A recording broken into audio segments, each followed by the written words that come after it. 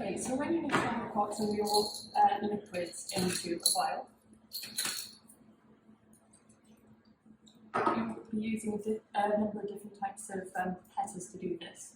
If you read the top of it, it will tell you what scale and range your pipette can go to.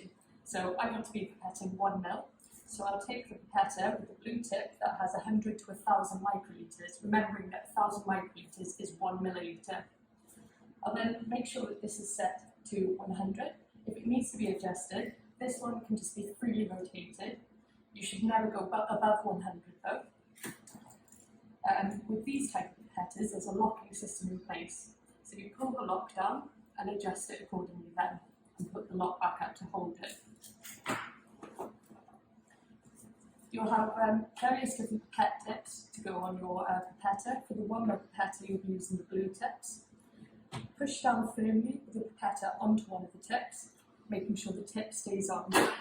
Your pipette always needs to stay in this direction, never turn your pipette upside down, because liquid will go into your pipette and damage it.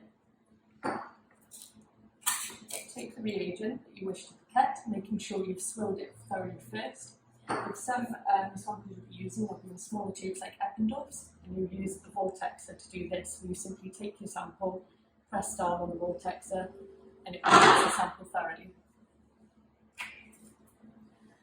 So you take your vial, pipette in a grip like this with your thumb over the button.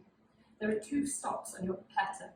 If you press down lightly, you'll feel the first resistance. That will be your first stop. There's then a second stop, which will be used to just expel the last bit of air out of your pipette.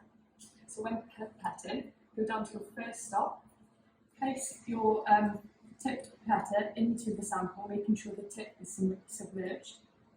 Slowly release the plunger. If you do this too quickly, the liquid will shoot up into your pipette.